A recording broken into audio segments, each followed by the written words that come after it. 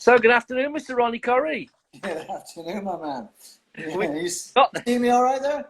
I can hear you clear as day, mate. We got there in the end after all the technical problems. Look at technology, mate. Mate, Throw it out the window.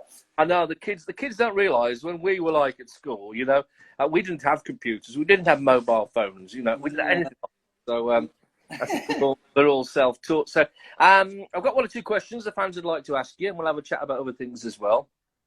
First off, of course, we go back a very, very long time, back to the late 80s at Wolverhampton, especially with the video I posted a few months ago with me beating Mike Bennett on Sam Malenko's testimonial meeting.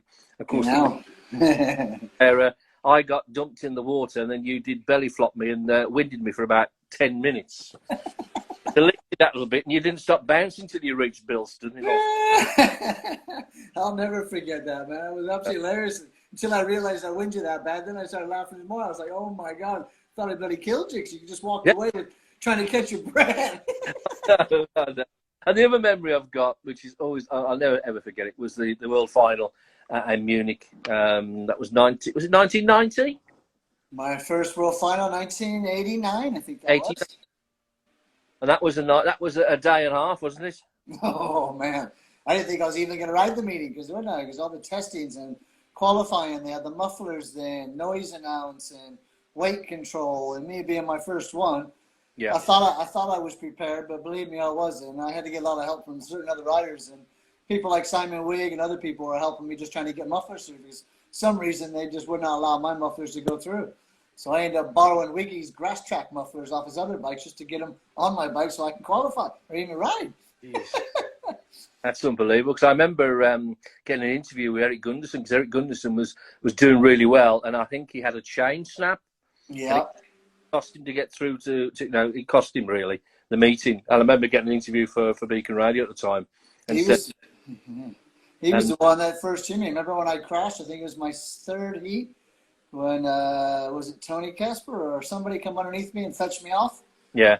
When I had my broken wrist still, and I think the first person when I got up and looked up was Eric Gunderson. Literally threw his bike off and ran straight up to me, man. Because he knew I was riding the broken wrist. He was like, "Oh my God!" He freaked out, didn't he? Yeah. Good didn't time. Stop me.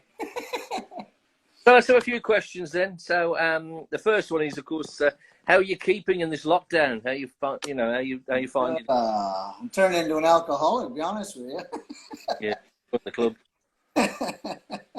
That's about it. Mountain biking, trying to keep my kids entertained, and just trying to keep up. So I'm not having my own house anymore. It's a bit weird because I could be doing things to my old house that I had time to do, but I don't have that anymore. So it's a bit annoying because I'm renting now. So it's doesn't give me opportunities to do and fix up and do things around the house, does it? So. No. Well, keep yourself busy. How did you feel to win the league for the first time with Wolverhampton?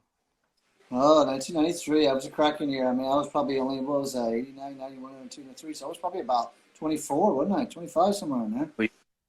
Gosh, man. I thought you were older than that. I don't think it was because I was, 87? I was 18, wasn't I? 87, so I might have been a little bit older there, yeah. Yeah. And that was a good year because we, I think if you remember right, 93, we won over the Wolves football, didn't we, that year? And we won everything that year. We took the parade through town from the government and everything that day. Yeah, that was really cool, actually. Yeah, it was. It was a good time. We even got free dinner, didn't we? We did. Yeah, had a few beers with the bear. Your favourite memory of riding for Wolverhampton?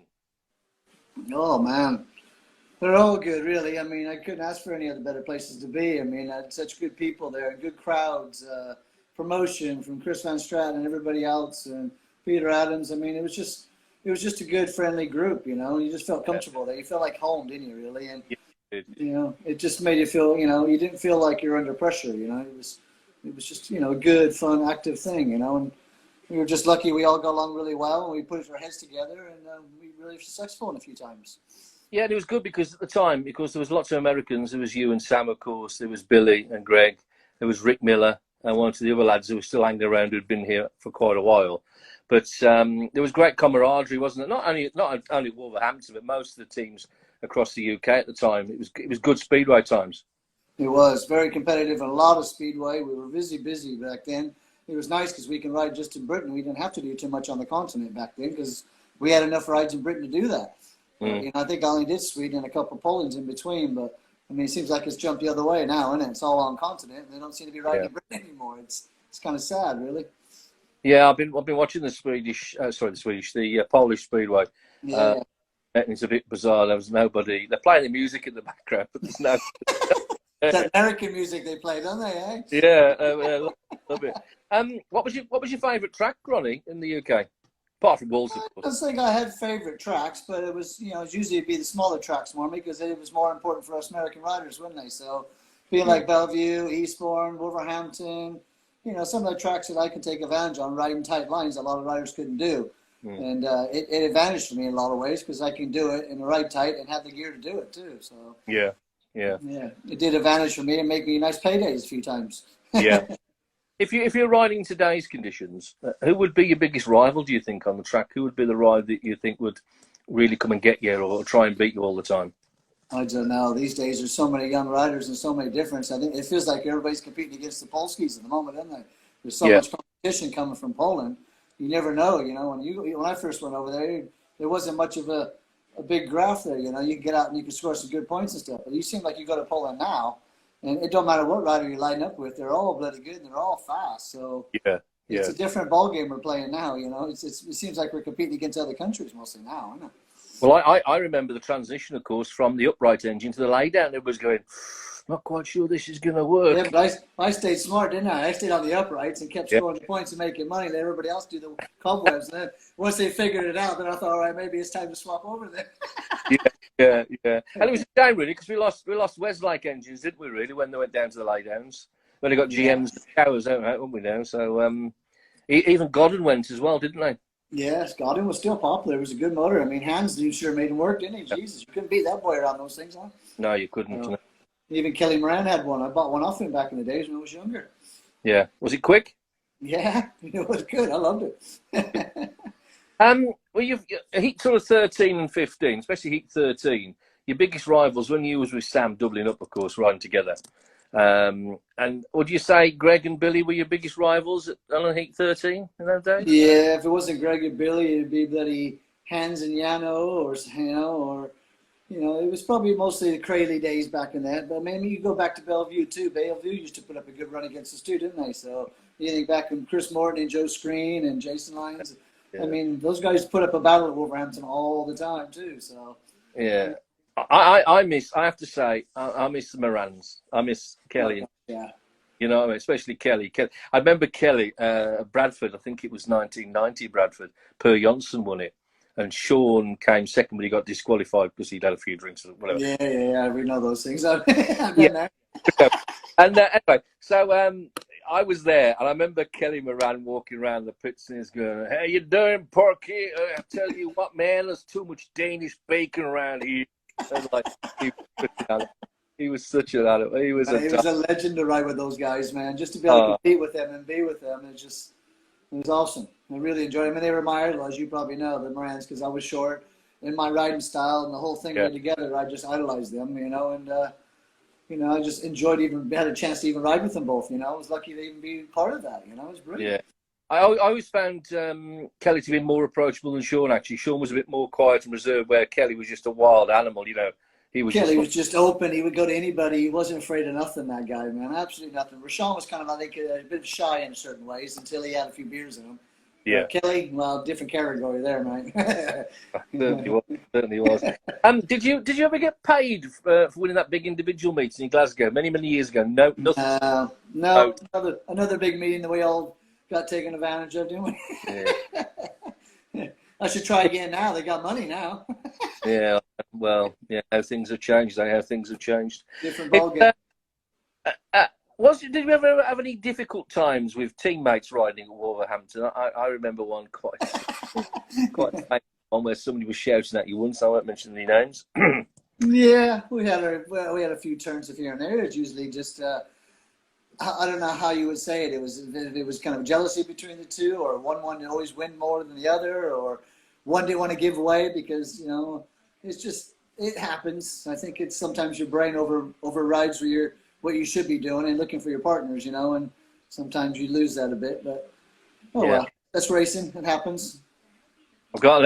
It's quite funny actually, because all the times you go back, and I always remember the weekend trips that we used to have to Blackpool and Oh my God, that Mary used to organise. Oh my God, that trip I will never forget. That was amazing. We Yeah. even got kicked out of the hotel, didn't they? Closed the bar and everything else, didn't they? Yes. Oh yes, I remember that. I had my dad with me. Remember or not? And your dad, he said to me the one, said, "Hey, Porky, said you want to come over to the States?" I said, "Well, I'm not quite sure." He said, "You'll be safe, man." He said, "I've got a shooter. So anybody comes and picks on us, he said, I'll look after you." I'm going, "Whoa!" Oh yeah, he's got him. He's got him ready for right now too. I'll tell you. Anybody comes through his door, they better be ready. I'll tell you. Yeah. Are you still a decent temping bowling guy? Oh, I love to bowl, mate. Whenever you want to have a go, let me know, man. I'll get a game going. Love to bowl. I still like that stuff, do you? Oh yes. What do you remember about Wolverhampton on your first visit? I mean, you come, as you say, young American into this wonderful country of England. My first part, as you know, was probably snow. Couldn't even see the track, could I? I thought, like I said, I thought it was a Greyhound track because there was no track because there's all snow and there was no fence.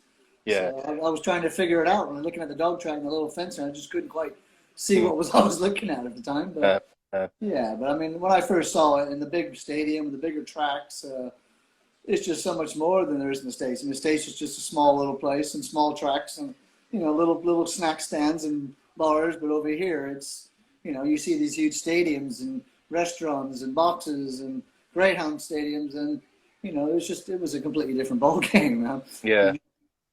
I mean, you came to Wolverhampton, but were there any other clubs interesting, like Cradley or anybody at the time? I don't know, because they were Greg and Billy at that time. I thought, me and Sam probably weren't part of that. But no. I mean, if anybody would have rode Cradley, I probably could have got on there because I did get along quite well with the Cradley people. We had our times, but they respected me, and I always went there on the off nights and had a few beers, and got some good times there, I think. So yeah, Cradley would have been, another one that probably could have competed with me, but you never know. Yeah. So I think I should have finished my last few years in Bellevue, or not Bellevue. Birmingham is really where I should have went. Yeah.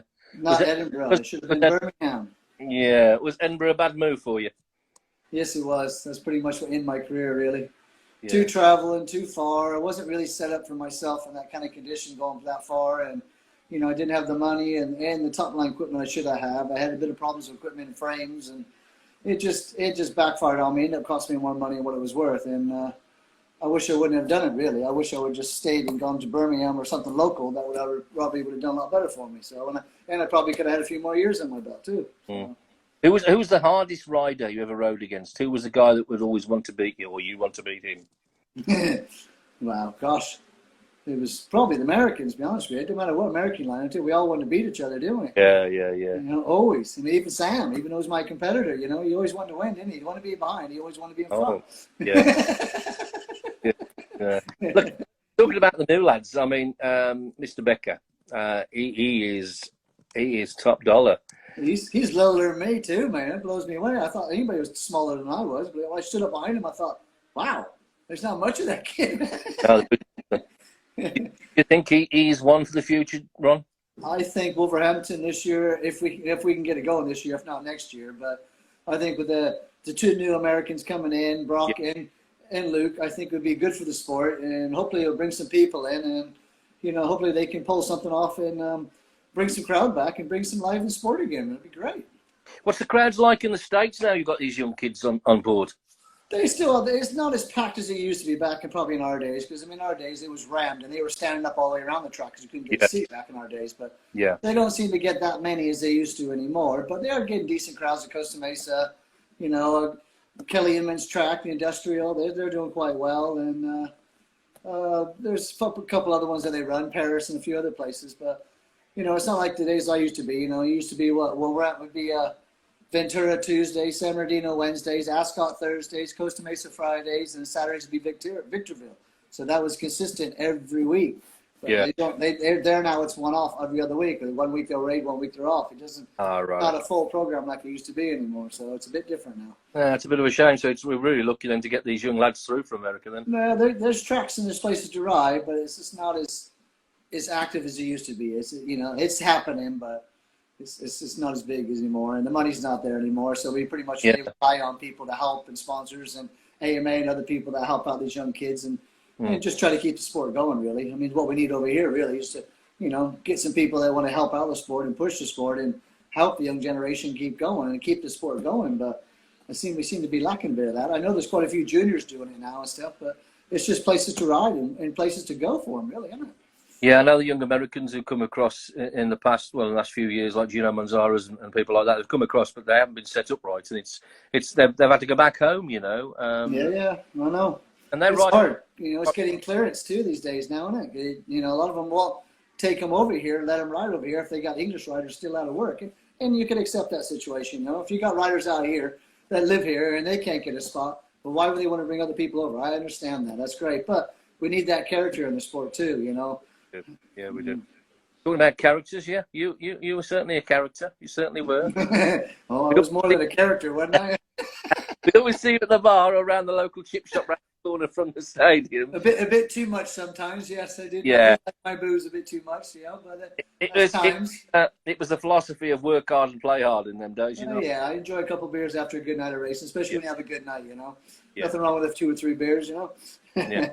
Unless you're in a final at Peterborough. Oh. Yeah, that was a bit gutty, that was, mate. I think I'll never forget that one. Yeah, I mean, I was happy as heck the day before after winning the Italian championship, wasn't I? But yeah, the day after was a bit of a nightmare, really. Yeah, it wasn't just me; it was quite a few other boys, but it happened to seem to be me. Kind of got the worst stick of it, I think. Yeah. Well, that's one of the things. I always admire you for standing up on the centre green and apologize. I was wrong. I accept it. You know, I mean, I felt sorry for the people that expected to see what they were supposed to see, and you know, and I didn't prove and show what I should have done, really. And yes, you got to expect them all for, you know, to be mad. And yes, you know, I agree. I deserve what I got, really. I remember, the one thing I remember from that day at Peterborough, because loads of Wolves fans there, and Carl Bloomfeld, was it? Carl Bloomfeld? Carl Bloomfeld, yeah. Yeah. He got a marquee, a tent, and he was like giving beers away. And so then he come across to me, he said, Porky said, can you watch the fridge? I said, why? He said, well, I don't want anybody else help themselves to the beer. Can you get it from my customers, you know, and da-da-da-da-da-da. But you can drink as much as you want. I was going, I'll look after the fridge. I'll take care of that, no problem, man. Character. He was a character. I miss Carl. Carl was good. He was around for a long time. He was with us too, wasn't he? Doing I think the last time I heard about him, he was in Sweden, I think, but I don't know where he is now. Yeah, I think so. I think he's doing some work over there for a few riders and helping out over there. So. Yeah, well, good. Thank you for your time. You're absolutely no problem.